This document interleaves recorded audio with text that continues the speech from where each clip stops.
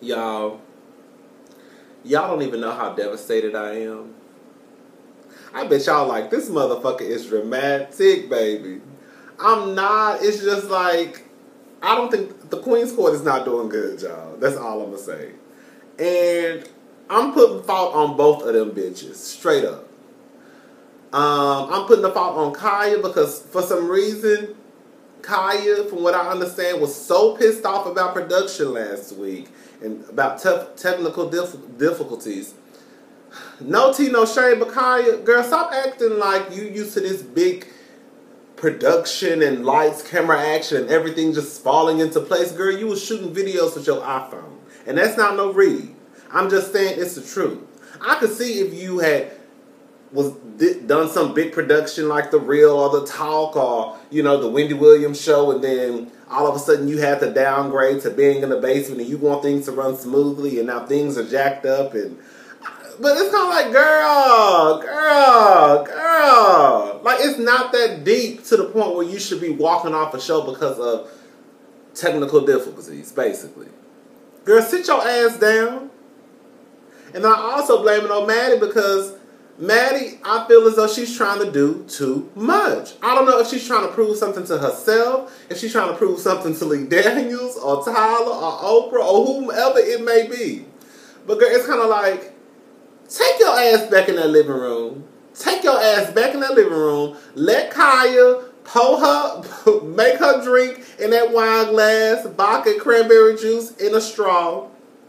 You pour your drink, bring that goddamn iPad out, and make the fucking video. That's all we want. That's all we want.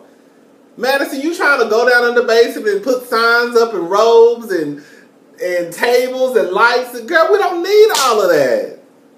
You want that. We don't want it. And let me just say something. Sometimes change is good. But one thing that I can pretty much say is most people, they don't like change. Even if it's for the better. Usually when stuff changes, people are pretty much, I don't want this to change. And then once they find out that if it's better or not, but sometimes it may be, they're like, oh, okay, this actually was a good idea. All I'm saying is, Madison is moving way too fast trying to prove whatever point to whomever she's trying to prove it to.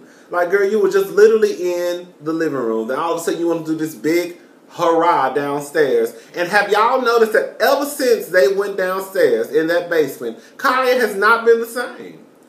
The first time, the camera was too far out. The second week, she got sick.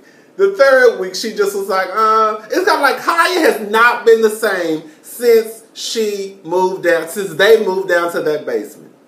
And don't get it twisted. I love Madison to pieces, but the truth of the matter is I don't give a fuck what none of y'all say. Everybody watched that show for Khia. Everybody watched that show for Khia. We watched the show to see the fucked up, shady, petty, trifling, you gonna get your ass beat in these streets type of shit that Khia gonna say.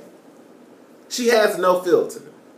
And that's what draws people in. So when I hear people say, and I love this person to pieces, I've been hearing people say, oh, bring Funk and Aniva and bring Funk. Let me say something, I love Funk and Aniva to pieces, I really do. I was subscribed to Funk and Aniva page when the motherfucker had like 2,000 subscribers. So I've been on the Funk and Aniva train.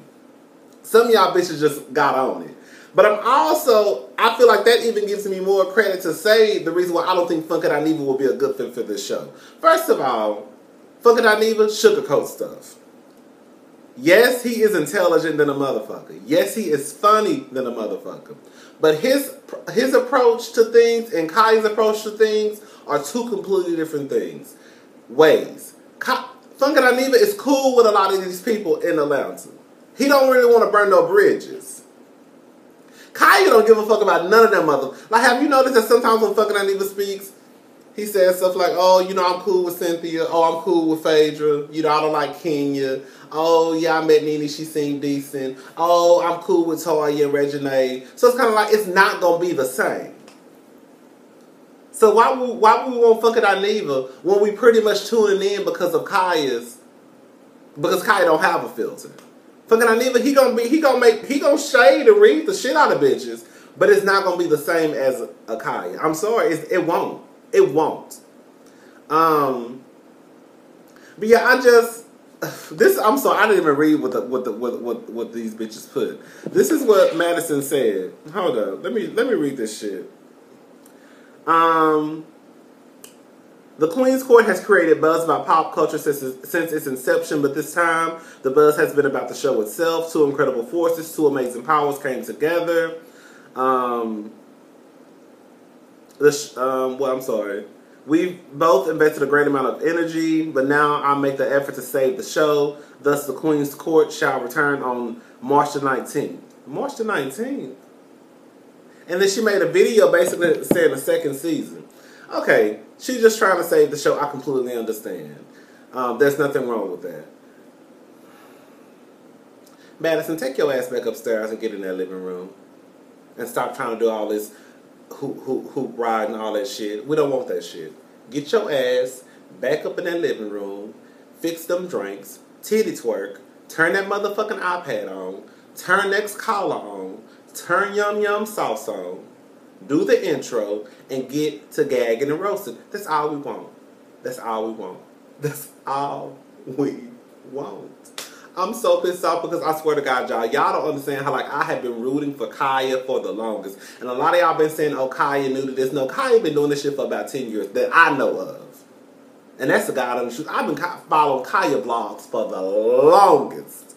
The longest. And I used to always say, this bitch is so funny. I don't know why this bitch is not on TV.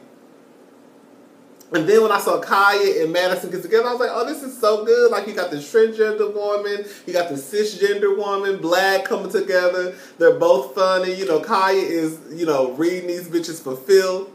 And I knew something like this was going to happen. Not to be negative, Nancy, I was like, I hope this lasts because, you know, the bigger shit gets, the more complicated shit can get. But I think that these problems that they're having was basically brought on by themselves. Kinda Maddie. I don't think Khia liked that new format, being downstairs in the basement. I think she's more comfortable being right there in that chair, upstairs, drinking her cocktail. And unfortunately for me, this is just for me, because Khia is the show. I know Madison is probably investing more money into the show, of course. No shade to Khia, but I just feel like because Khia is the entertainment, that she should probably take a look back into going to back to the old format. That's all I'm saying. And for Khia, one thing I'm going to say about Khia, I need you to fix your fucking attitude, girl. Stop acting like, Khia, I love you to pieces, girl. Fuck them hoes, fuck them other hoes, Yum Yum Sauce, K-Wang with it. Bitch, jump on the dick. I love you, girl. Listen to your music all the time, but bitch, you need to fix your attitude. Even when shit go wrong, bitch, they do not give you the right to get that motherfucking mad to the point where you just going to walk off and leave your homegirl sitting right there. She crying and begging you. If that's the type of bitch you are, girl, I see why people say they don't fuck with you, girl. Your homegirl literally was sitting there crying, begging you to stay. And you walked your ass off and went home. That's some fucked up shit. Y'all could have handled whatever issues y'all had after that motherfucking show. I'm done. I gotta go to work.